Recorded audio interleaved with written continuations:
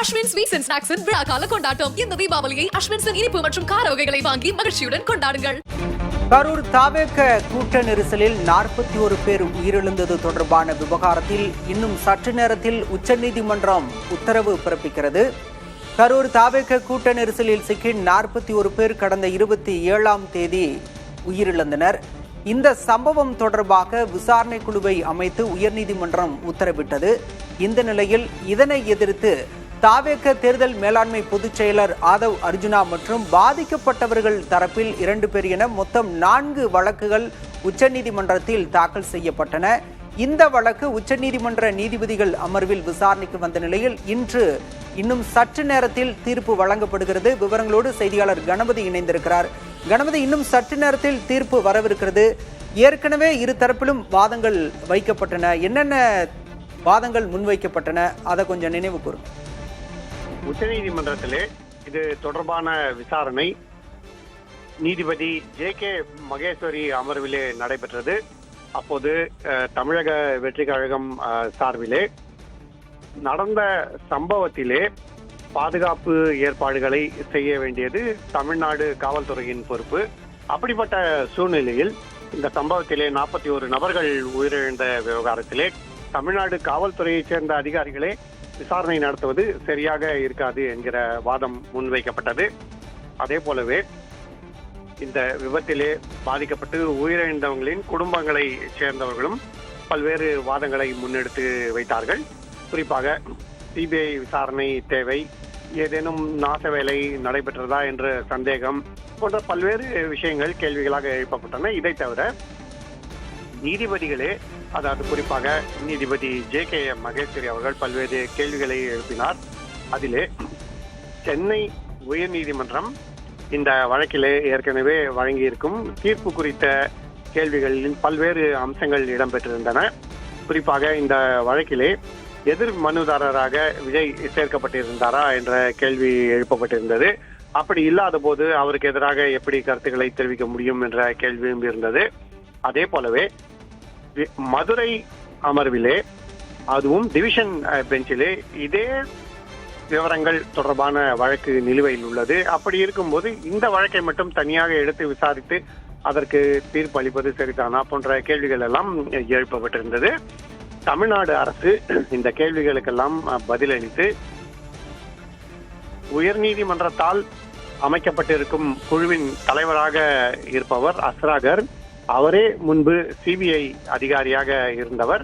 ஆகவே எந்த விதமான சந்தேகமும் இடமில்லை, சிறப்பாக விசாரணை நடைபெறும் என நம்பிக்கை தெரிவித்தார்கள். இப்படிப்பட்ட பல்வேறு விதமான வாதங்கள் முன்வைக்கப்பட்டன. நீதிபதிகளும் பல்வேறு கேள்விகளை எழுப்பினார்கள். இத்தகைய சூழ்நிலையில்தான் தற்போது உச்சநீதிமன்றத்திலே விசாரணை பிறப்பிக்கப்பட இருக்கிறது. அதே சமயத்திலே இறந்த சிறுவன் ஒருவரின் கணவரான பன்னீர்செல்வம் தாக்கல் செய்திருந்த மனு தொடர்பாக சர்ச்சை எழுந்திருக்கிறது. தங்களை ஏமாற்றி உச்சநீதிமன்றத்தில் மனு தாக்கல் செய்ததாக சிலர் புகார் அளித்திருக்கிறார்கள். மேலும் இதில் பன்னீர்செல்வம் தங்கள் குடும்பத்தை விட்டு பிரிந்து சென்று விட்டார் எனவும், அவர் தங்களுடன் சேர்ந்து வாழவில்லை எனவும், அவர் ஏன் இப்போது மனு தாக்கல் செய்திருக்கிறார் என்பதே குழப்பமாக இருக்கிறது என்றும் அவரது மனைவி சார்பாக தெரிவிக்கப்பட்டிருக்கிறது. ஆகவே இந்த அம்சங்கள் எல்லாம் தற்போது விசாரணைக்கு எடுத்துக்கொள்ளப்படுமா என்ற கேள்வியும் இருக்கிறது. சிலர் மனுக்களை தங்களிடம் ஏமாற்றி கையெழுத்து பெற்று பிறர் தாக்கல் செய்திருப்பதாக தெரிவித்திருக்கிறார்கள். அதாவது தாங்களாக முன்வந்து மனு தாக்கல் செய்யவில்லை என்பது போன்ற குற்றச்சாட்டுகள் இருக்கின்றன. இந்த குற்றச்சாட்டுகள் இன்று உச்சநீதிமன்றம் முன் வருவதற்கான வாய்ப்பு இருக்கிறதா? ஏற்கனவே வெள்ளிக்கிழமை விசாரணை நடைபெற்று முடிந்து தீர்ப்பு இன்று வழங்கப்படும் என உச்சநீதிமன்றம் அறிவித்திருக்கும் இந்த தருவாயில் அத்தகைய மனுக்களை பரிசீலனை செய்ய முடியுமா என்ற கேள்விகளும் இருக்கின்றன. ஆகவேதான் அரசியல் ரீதியாக தமிழ்நாட்டிலே மிகுந்த தாக்கத்தை ஏற்படுத்தி வரும் இந்த வழக்கின் விசாரணை பரபரப்பாக நடைபெற்றது. அதே போல இன்று வழங்கப்படும் தீர்ப்பும் பல்வேறு அரசியல் ரீதியான தாக்கங்களை கொண்டிருக்கும் என எதிர்பார்க்கப்படுகிறது. ஆகவேதான் இது மிகவும் முக்கியத்துவம் வாய்ந்த முடிவாக பார்க்கப்படுகிறது. கணபதி, பாதிக்கப்பட்டோர் தரப்பிலிருந்து இந்த மனுக்கள் தாக்கல் செய்யப்படல அப்படின்னு திமுக தரப்பிலுமே குற்றம் சாட்டப்பட்டது. இது தொடர்பா டிஜிட்டல் தரவு அமைப்பு சிலவை உச்சநீதிமன்ற தலைமை நீதிபதிக்கு கடிதம் எழுதி இருப்பதாகவும் சொல்லப்பட்டது. அது தொடர்பான விவகாரத்தில் ஏதேனும் மாற்றம் இருக்குமா? நிச்சயமாக. அதாவது வெள்ளிக்கிழமை விசாரணை நடைபெற்று முடிவடைந்தது.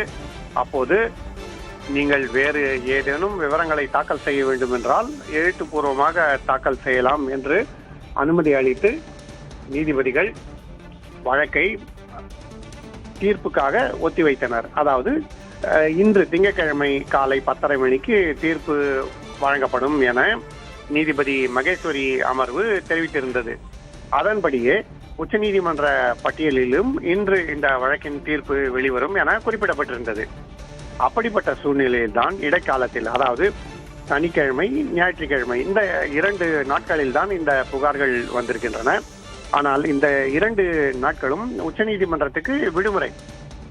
ஆகவே நேரடியாக யாரும் நீதிமன்றத்தின் முன்பாக வந்து இந்த விவகாரத்திலே முறையீடு செய்வதற்கான வாய்ப்பு இல்லை.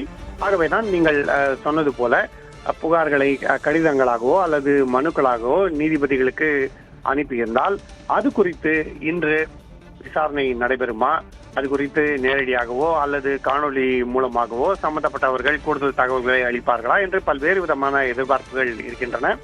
அத்தகைய பரபரப்பான சூழலில்தான் விசாரணை நடந்து முடிந்து தீர்ப்பு வெளிவர இருக்கும் இந்த நேரத்திலும் பரபரப்பு நீடிக்கிறது. தீர்ப்புக்கு பிறகும் பல்வேறு விதமான தாக்கங்கள் இருக்கும், விமர்சனங்கள் இருக்கும் எனவும். ஆகவேதான் இந்த தீர்ப்பு தமிழ்நாட்டிலே வரவுள்ள சட்டமன்ற தேர்தல் தொடர்பான பிரச்சாரங்கள் பரபரப்பாக நடந்து பெற்றுக் கொண்டிருக்கும் நிலையிலே மிகவும் அரசியல் ரீதியாக தாக்கம் கொண்டதாக பார்க்கப்படுகிறது. அஸ்வின் ஸ்வீட்ஸ் அண்ட் ஸ்நாக்ஸின் விழா கால கொண்டாட்டம். இந்த தீபாவளியை அஸ்வின்ஸின் இனிப்பு மற்றும் கார வகைகளை வாங்கி மகிழ்ச்சியுடன் கொண்டாடுங்கள்.